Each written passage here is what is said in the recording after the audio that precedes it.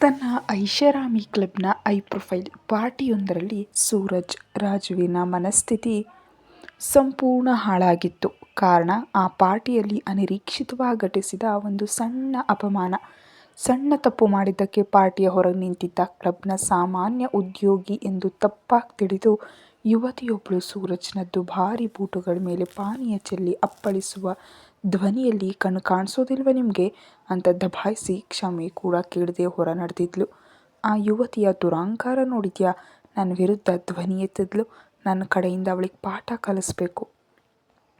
ಅವಳ ಹೆಸರೇನು, ಅವಳ ಪೂರ್ತಿ ವಿವರ ನನಗೆ ಬೇಕು ಅಂತ ಸೂರಜ್ ತನ್ನ ವ್ಯವಸ್ಥಾಪಕ ವಿನಯ್ಗೆ ಆದೇಶಿಸಿದಾಗ ಆಕ್ರೋಶದಿಂದ ಅವನ ಮುಖ ಕೆಂಪಾಗಿತ್ತು. ಕೈಗೆ ಬಂದ ಪಾನೀಯದ ಗ್ಲಾಸನ್ನು ಗೋಡೆಗೆಸೆದು ಹೊಡೆದಿದ್ದ. ನನಗೆ ಅವಳ ಸಂಪೂರ್ಣ ವಿವರ 3 ಗಂಟೆಯೊಳಗೆ ಬೇಕು. ಈ ಸೂರಜ್ ರಾಜ್ವೀರ್ನ ಕಣ್ಣಲ್ಲಿ ನೀರು ತರಿಸಿದವಳು ನಾಶವಾಗದೆ ಬಿಡಲ್ಲ. ಇನ್ನು ಮುಂದೆ ನನ್ನ ದ್ವೇಷದ ಲಿಸ್ಟ್ನಲ್ಲಿ ನಂಬರ್ 1 ಅವಳೇ ಅಂತ ಪ್ರತಿಜ್ಞೆ ಮಾಡ್ದ. ವಿನಯ್ಗೆ ಈ ಕೆಲಸ ಜೀವ ಹೋಗೋ ಭಯ ತಂತು. ಆ ಯುವತಿ ಕ್ಲಬ್ನ ಉದ್ಯೋಗಿ ಅಲ್ಲ, ಬದಲಿಗೆ ಪಕ್ಕದ ಯೋಗ ಕೇಂದ್ರಕ್ಕೆ ಬಂದ ಸಾಮಾನ್ಯ ಹುಡುಗಿ ಅಂತ ತಿಳಿದಿತ್ತು. ಆದರೂ ಸೂರಜ್ಗೆ ಸತ್ಯ ಹೇಳಲು ಧೈರ್ಯ ಸಾಲಿಲ್ಲ. ಕೆಲವೇ ಗಂಟೆಗಳಲ್ಲಿ ಸೂರಜ್ ಎದುರು ಆರಾಧನಾಳ ಪೂರ್ಣ ವಿವರಗಳು ಬಂದಿದ್ವು. ಹೆಸರು ಆರಾಧನಾ. ಹಿನ್ನೆಲೆ ಅಪ್ಪ ಇಲ್ಲ, ತಾಯಿ ಅನಾರೋಗ್ಯದಿಂದ ಬಳಲುತ್ತಿದ್ದಾರೆ. ಉದ್ಯೋಗ ಮಕ್ಕಳಿಗೆ ಟ್ಯೂಷನ್ ಮತ್ತು ಪಾರ್ಟ್ ಟೈಮ್ ಫ್ಲವರ್ ಡೆಕೋರೇಷನ್ ಕೆಲಸ. ಅಪ್ಪನ ಆಸ್ತಿಯ ಒಂದು ಭಾಗವನ್ನು ದುರುದ್ದೇಶದಿಂದ ಕಬಳಿಸಲು ಸಿದ್ಧವಾಗಿರುವ ಒಂದು ಸಂಬಂಧಿಕರ ಗುಂಪು ಅವಳಿಗಿದೆ. ಆರಾಧನಾಳ ಫೋಟೋ ನೋಡ್ತಿದ್ದ ಸೂರಜ್ನ ತುಟಿಯಂಚಿನಲ್ಲಿ ವಕ್ರ ನಗು ಮೂಡ್ತು.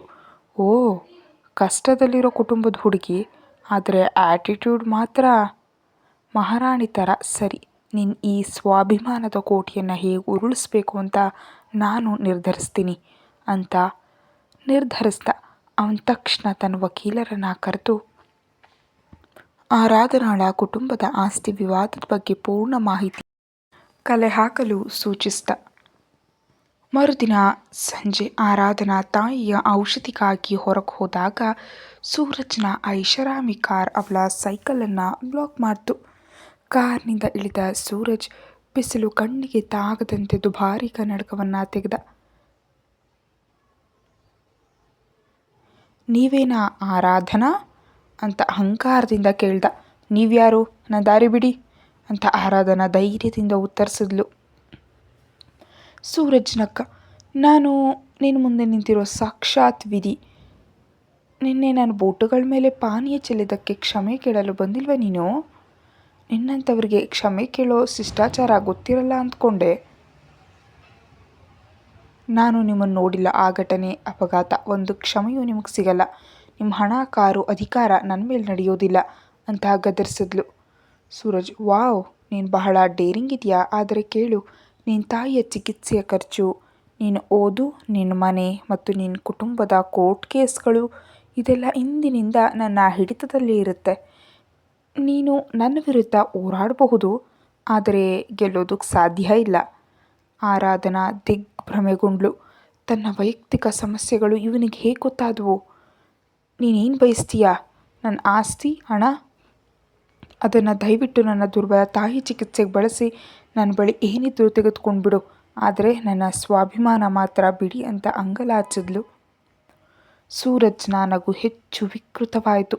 ನಿನ್ನದು ನನಗೇನೂ ಬೇಕಾಗಿಲ್ಲ.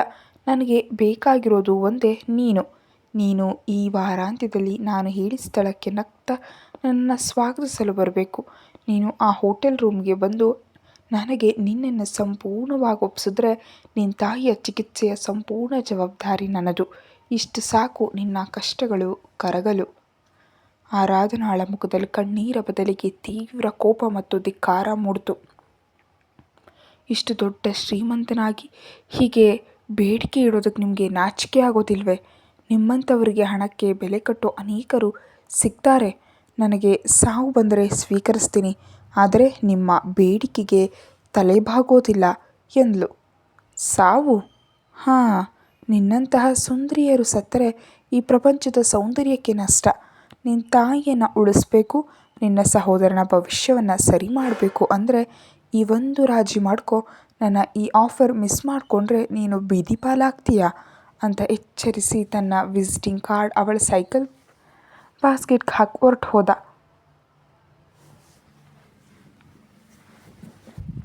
ಆರಾಧನಾ ಆ ರಾತ್ರಿ ಸರಿಯಾಗಿ ಮಲಗಲಿಲ್ಲ. ಸೂರಜ್ನ ಮಾತಿನಿಂದ ಅವಳು ತೀವ್ರ ಮಾನಸಿಕ ಹಿಂಸೆಗೆ ಒಳಗಾದ್ಲು. ಅವನ ಬೆದರಿಕೆಗಳು ಯಾರ ಬಳಿ ಹೇಳೋದು ಅಂತ ತೋಚಲಿಲ್ಲ. ಅವನ ಮಾತನ್ನು ಮೀರಿ ತಾಯಿಯನ್ನು ಕಳೆದುಕೊಳ್ಳೋ ಭಯ ಒಂದು ಕಡೆ, ಅವನಿಗೆ ಶರಣಾದರೆ ತನ್ನ ಆತ್ಮಕ್ಕೆ ಮಾಡೋ ಅಪಮಾನ ಇನ್ನೊಂದು ಕಡೆ. ಮರುದಿನ ಆರಾಧನಾ ಧೈರ್ಯ ಮಾಡಿ ಪೊಲೀಸ್ ಕಂಪ್ಲೇಂಟ್ ಕೊಡಲು ಹೋದ್ಲು. ಆದರೆ ಸೂರಜ್ನ ಪ್ರಭಾವದಿಂದಾಗಿ ಪೊಲೀಸರು ಇದು ಕೇವಲ ಬೆದರಿಕೆ ಕರೆ, ಯಾವುದೇ ಕ್ರಿಮಿನಲ್ ಕೃತ್ಯ ಆಗಿಲ್ಲ, ಹೋಗಿ ಅಂತ ವಾಪಸ್ ಕಳಿಸಿದ್ರು. ಅದೇ ದಿನ ಆರಾಧನಾ ಕೆಲಸ ಮಾಡ್ತಿದ್ದ ಟ್ಯೂಷನ್ ಮತ್ತು ಡೆಕೋರೇಷನ್ ಏಜೆನ್ಸಿಗೆ ಸೂರಜ್ನಿಂದ ಪ್ರಭಾವ ಬಂದಿತ್ತು. ಆರಾಧನಾಳನ್ನು ಕೆಲಸದಿಂದ ತೆಗೆದುಹಾಕಲಾಯಿತು. ಸಂಪೂರ್ಣವಾಗಿ ನಿರ್ವಸ್ತ್ರಳಾದ ಆರಾಧನಾ ಈ ಕ್ರೂರ ಆಟವನ್ನು ನಿಭಾಯಿಸಲು ತಾನೇ ಸಿದ್ಧಳಾಗಬೇಕು ಅಂತ ನಿರ್ಧರಿಸಿದ್ಲು. ನಾನು ವಾರಾಂತ್ಯದಲ್ಲಿ ಹೋಗ್ತೀನಿ, ಆದರೆ ಅವನು ಅಂದುಕೊಂಡಂತೆ ಶರಣಾಗಲು ಅಲ್ಲ, ಬದಲಿಗೆ ಅವನ ಆಟವನ್ನೇ ತಿರುಗಿಸಿ ಹಾಕಲು ಅಂತ ದೃಢ ಸಂಕಲ್ಪ ಮಾಡಿದ್ಲು. ಅವಳ ಮುಖದಲ್ಲಿ ಭಯ ಮಾಯವಾಗಿ ಪ್ರತಿರೋಧದ ತೀಕ್ಷ್ಣತೆ ಕಾಣಿಸ್ತು. ಸೂರಜ್ ರಾಜ್ವೆ, ನಿನ್ನ ಅಹಂಕಾರದ ಬೆಂಕಿ ನನ್ನನ್ನು ಸುಡದೆ ನಿನಗೆ ಸುಡುತ್ತೆ ಅಂತ ಪ್ರತಿಜ್ಞೆ ಮಾಡಿದ್ಲು. ಈ ನಡುವೆ ಸೂರಜ್ ತನ್ನ ಆಪ್ತ ವಿನಯ್ಗೆ, ಅವಳು ಖಂಡಿತ ಬರ್ತಾಳೆ, ನಾನು ಅವಳ ಮನಸ್ಸಿನಲ್ಲಿ ಆ ಭಯವನ್ನು ಬಿತ್ತಿದ್ದೀನಿ, ಅವಳು ಬಂದಾಗ ಸಂಪೂರ್ಣ ವೈಭವದಿಂದ ಆ ಕ್ಷಣವನ್ನು ಸಿದ್ಧಪಡಿಸು, ನನ್ನ ರಾಕ್ಷಸತನ ಅವಳಿಗೆ ಚೆನ್ನಾಗಿ ಅರಿವಾಗಬೇಕು ಅಂತ ಆದೇಶ ನೀಡಿದ.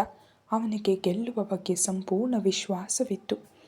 ಆರಾಧನಾಳ ವಾರಾಂತ್ಯದ ನಿರ್ಧಾರ ಏನು ನೋಡೋಣ.